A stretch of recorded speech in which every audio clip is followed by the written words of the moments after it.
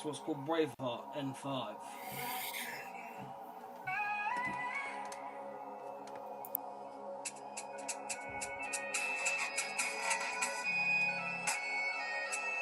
Yeah. The Dundee streets, the North Bank lights, Braveheart the M5 brings the fight. Red and white running deep in his veins, every match day carries the flames. Passion and mighty Miller back down, cheering for Arsenal all over town. From Highbury goes to Emirates Wall, he lives every goal, every tap, every score. Dundee grit, Scottish pride, standing tall with the gunners both sides, chants on his lips, scarf in the air, heart so fearless no one can compare. Lenges watches, history knows, Bergkamp, Henry, rate his love all he goes. The brave heart of the M5, the fans delight. In the stands he's a storm, a beacon of light. Red and white forever, no one can deny. The spirit of the M5 will never die. Welcome to another edition of Hot Topics in the North Bank. Richard, I've got to give you a big up. I know you're still working on that intro, but bro, that it was absolutely phenomenal. So thank you so much.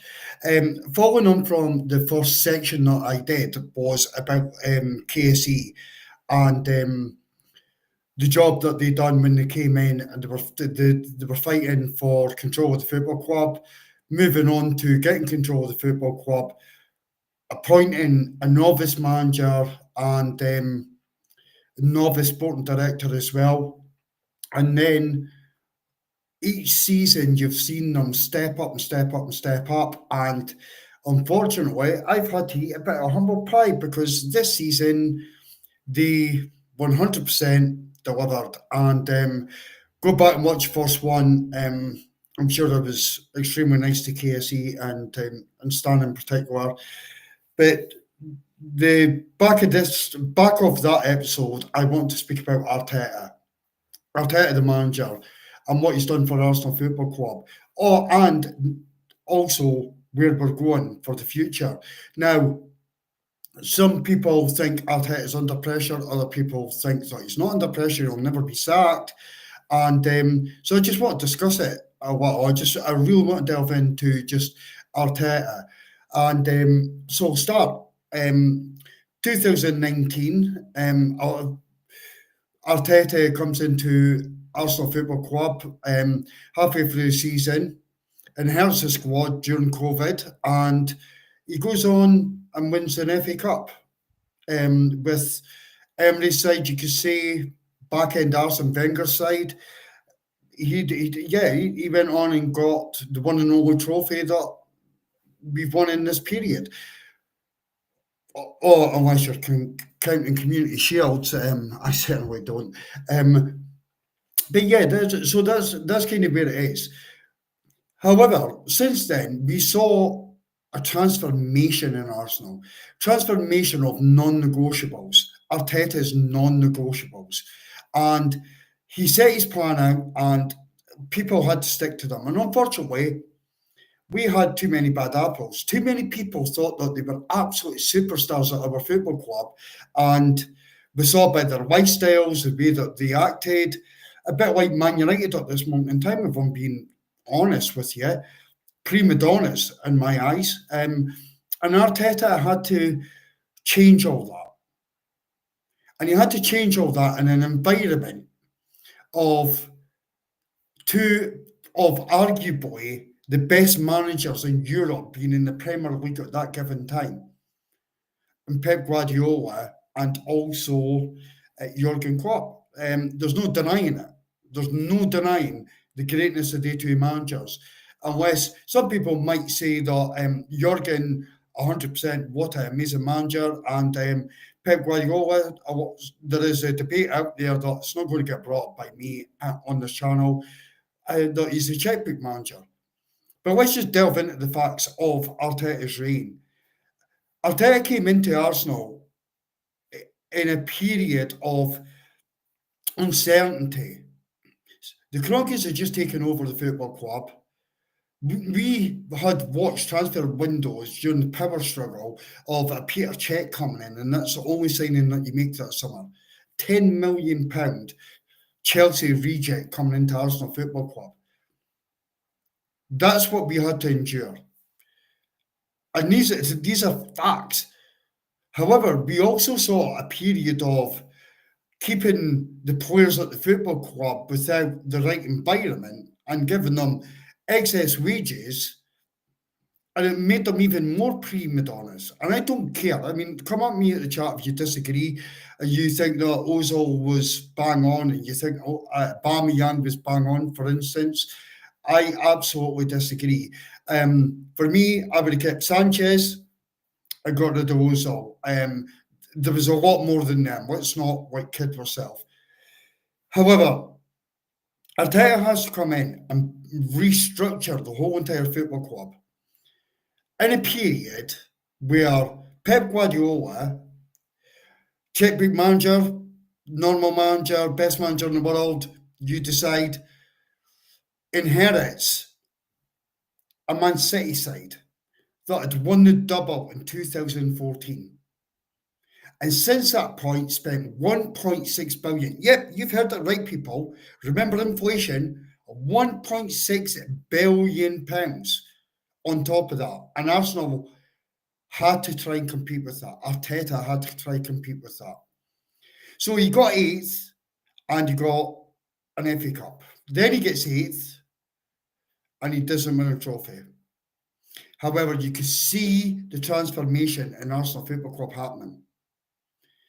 You can see the personnels are changing. Things are changing. Following season, we'll go up and get 5th. And I don't want to speak about it because it was a very painful 5th for me. We got club bottle jobs.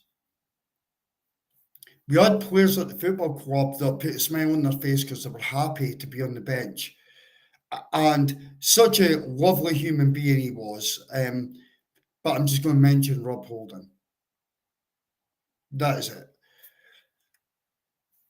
Then, the following season, we make all the changes. We start bringing players in of the caliber of Zinchenko, Jesus, Tomiyasu was signed that season as well. There was some brilliant additions added into that team. I think Odegaard came the previous season, but Arsenal started to do something different. You could feel it. In the first, I think it was 10 games, I think we lost 1 and won 9. We got off to an absolute flyer. And by the end of that season, I think that's when Arsenal fans started changing. I'm not talking about Kroenke's out. That had been going on for a period of time. But we started changing our thoughts to, we need squad depth. But at the same time, we still had a section of our fan base wanting Arteta sacked. And I always stayed rigid on this point. If you didn't have the squad depth, how can we sack him? If you've not got the tools to physically do a job, how can you sack someone for that? I mean, it's almost ridiculous, controversial. I mean, that it really doesn't make sense in my head anyway. But the following season, we start the season a bit shaky. There's some draws in there, there's some losses, etc. It's a kind of slow start by Arteta. And then we go on a madness. We go to Dubai, come back from Dubai, and it's an absolute madness. I think it was 17 games Arsenal played.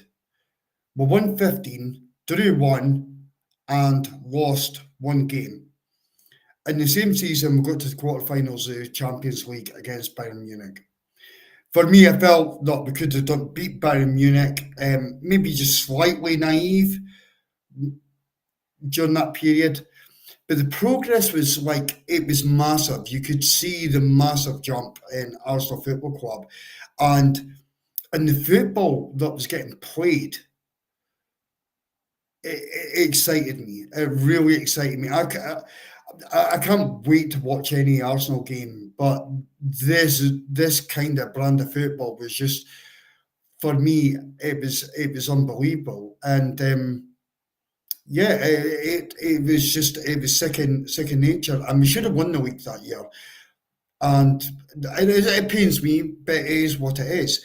And I'm going into then last season, and last season I'm filled with optimism. I'm thinking we could do Liverpool. We could well and truly do Man City. We've seen the flaws that Man City had. Charges finally caught up with them. It's weird that we've never heard the outcome of that, by the way. But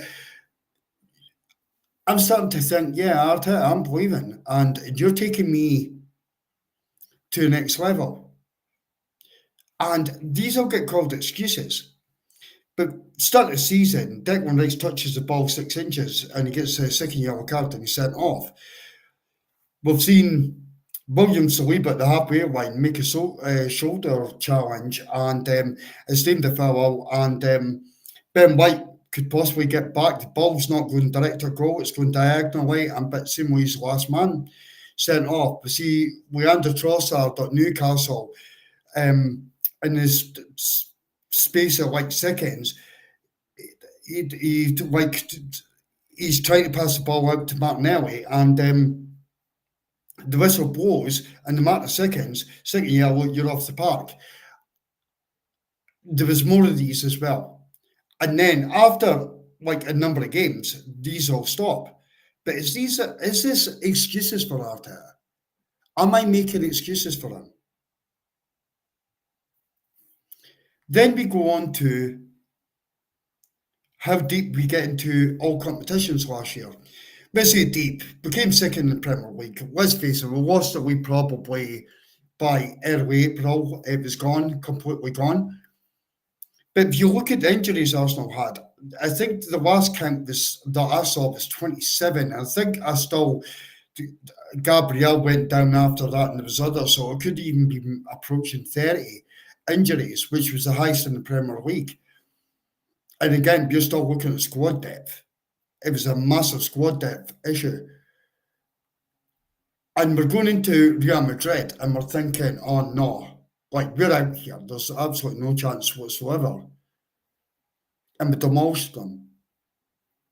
Even though they've got Saka out, even though they've got Havertz out, even though they've got Sleep out. Saliba spent a period out. We had Gabriel going out. You're thinking, man, if Arteta just had the squad to be able to cope with this, surely the promised land is there. Surely it's there. So, is it excuses about the referees and VAR? Is it excuses about the squad depth? Is it excuses about the injuries? That's for you to decide, not me. It's for you to decide. I'm just trying to bring a bit of context to your thinking and hope that you could analyse it in a way that you think if it's fair or not. Then we go into this season. And this is the backup, as I said, to the previous show, which was about KSE.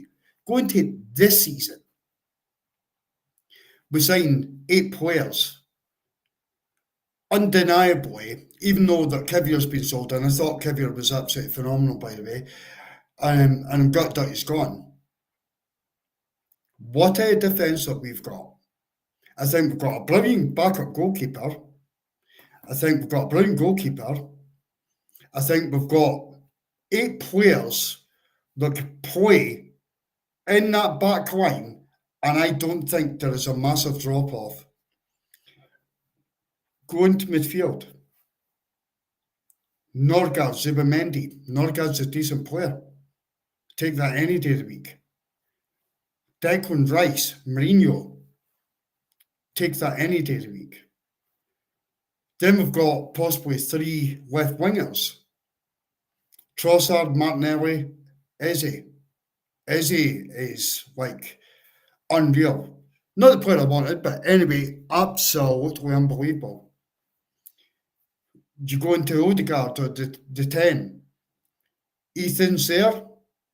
You've got Eze could also play in that position, and Odegaard as well, obviously. Go on the right wing, Madueke, Saka. Nobody wanted Madueke. However, look at him already this season. Absolutely. Looks like a steal signing. Up top, we've got our bagsman. We've absolutely got our bagsman in Jokeris. We just need to find them, and it's still early in the season. Havertz is obviously out injured. Jesus is obviously out injured. We've got backups there as well. Trossard could play in there, Martinelli could play in there, and you've also got Mourinho. And you can say, but they could only play one position at a time. There's players that could play their position while they play that position, so you can't come back at that. So the question is, has Arteta got the tools to win the league? And then you look at the facts. Now you look at the facts. And I'm not going to give a decision. I want you guys to decide it. The facts are, the team that romped the league last season and just absolutely walked it have just spent probably nearly £500 million in the transfer window. Bringing in the likes of Isaac. Yeah, their spending was absolutely crazy. They did sell players and they did bring money in. There's no doubt that whatsoever. Nobody's denying these facts. However, they are massively strengthened right at the wrong time for Arsenal. They've not done it for seasons upon seasons, and they have strengthened massively. Now, there's other YouTubers out there that have been hitting hard at Arteta. You should be going for the FA Cup, you should be going for the Carabao Cup, you should be winning these competitions, and put in the winning mentality. And I hear it. But how are you meant to do it when you never had a squad that you could trust and rely on to go on all four fronts? How can you do that? So I've never blamed Arteta for not getting to the FA Cup or Carabao Cup. And before anyone says anything, the Champions League, get to a quarter-final, semi-finals, you get 90 million. You win the FA Cup, you get 3 million. You want the players to come to your football club. Where do you want to be? It's the semi-final of Champions League. Let's be real. So I've never, ever been hard on Arteta for that. However, these same content creators are still saying he has to deliver one of the FA Cup or the Carabao Cup, as well as having a good performance in the league, Champions League. And I'm probably at a point where I'm changing and flipping over the top of them. I'm at a stage now where, no thank you, I want the Premier League. No thank you, I want to win the Champions League. I've suffered enough. We've all suffered enough. So why do I feel so entitled that we should be doing that when there is other great clubs out there?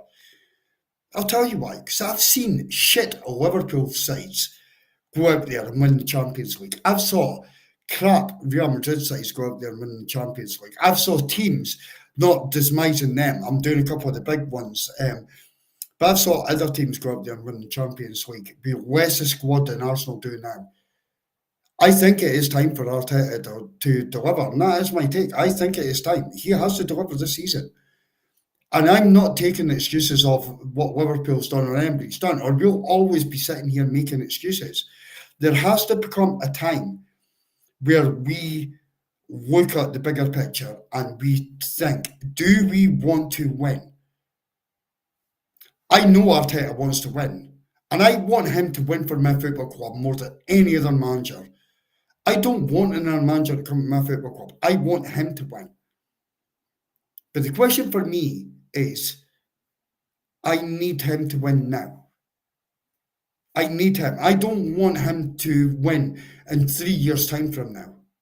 I want him to win this season. Guys, it's not a rant about Arteta. I'll try to keep it as balanced as I possibly can. Share your views. I'll answer every single one of them. If you got a better take, if you think that I'm speaking nonsense, let me know.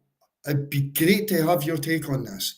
And I do think it is a hot topic. And you are watching in the North Bank. This is Braveheart of N5. I'm out of here. Until the next one. Thank you, guys. It's what's called Braveheart N5.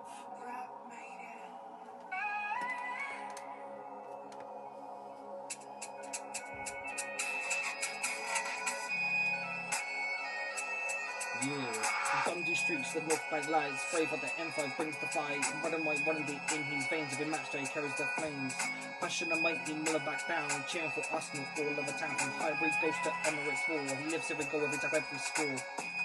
Dundee grit, Scottish pride, standing tall with the gunners by his side. Chants on his lips, scarf in the air. Heart so fearless, no one can prepare. Lenzi's watches, history knows. Bergkamp, Henry, rate his love all he goes. The brave heart of the N5, the fans delight. In the stands he's a storm, a beacon of light. Red and white forever, no one can deny. The